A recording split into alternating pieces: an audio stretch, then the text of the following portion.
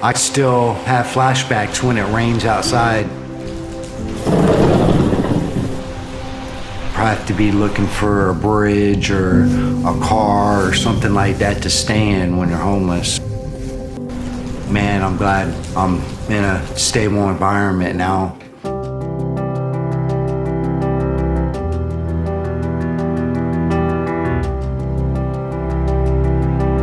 I became homeless in 2011 due to a mental illness. I just needed medical attention. I kept going to jail all the time. You know, I had mental breakdowns and things of that nature. Didn't really have anywhere to go. And then I got enrolled in the Sulzbacher, and then was introduced to the SOAR program with Tracy. So I am a SOAR processor. SOAR stands for SSI, SSDI, Outreach, Access, and Recovery. And what it is I work with individuals who are homeless or at risk of homelessness, and I help them get their disability benefits, and I also link them to housing and medication management.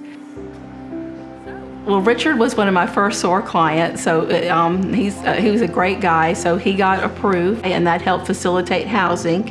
And then we helped him get his driver's license back and dentures, and then kind of follow up to make sure that he's medication compliant so that he doesn't have any relapses, and he has been medication compliant for, I believe, 4 years now, and hasn't had any arrests or Baker Act, so he's just a huge success story. He advocates for the SOAR program. He helps people move in. He's just really a good helper. I do move-ins. I help people take them to the store, get furniture, things that they need for their new house. I help them get it ready and help them move into it.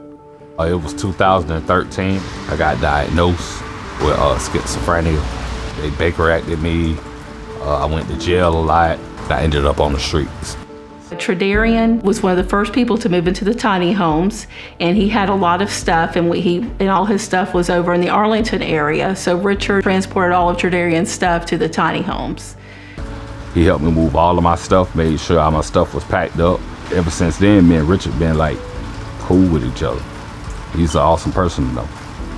Richard has, since he's successfully completed the SOAR program, he likes to be a support system to his peers that are going through the SOAR program. So he'll often, if they give him his number, he'll call them to make sure they're doing okay or go by and visit them. And when you're going through a lot and you've been through a lot and you become stable, you become appreciative of what the things that you've been through and the people that helped you accomplish those things. So as a lead processor, I go and do speaking engagements to make the community aware of the SOAR program and the benefits it can have for people to get income and housing. And so he goes on several of these. I do speaking engagements for the SOAR program, and just let the people know that there is help out there, and that there's, you know, a special lady that can do special things. It's just an amazing program. The SOAR program. It makes me feel real good to see how successful Richard's become. Richard used to tell me, Tracy, when I first became homeless, I didn't know where to go, and my family members at that time, he was kind of estranged from them.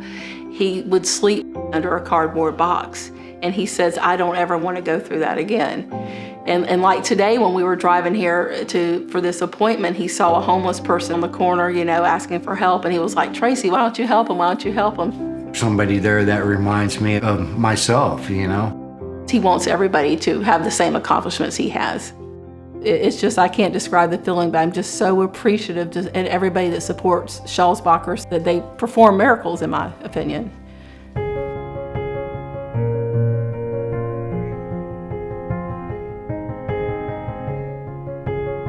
Now that I'm stable and have housing and everything's going good, my relationships with my sister and my nephew have improved dramatically. I regained their trust. You know, they invite me over to their house every once in a while and hang out. I get to see my mom. She's buried in Flagler County, so now when I go see my sister, I'll be able to also visit my mom too. I live in a brand new community.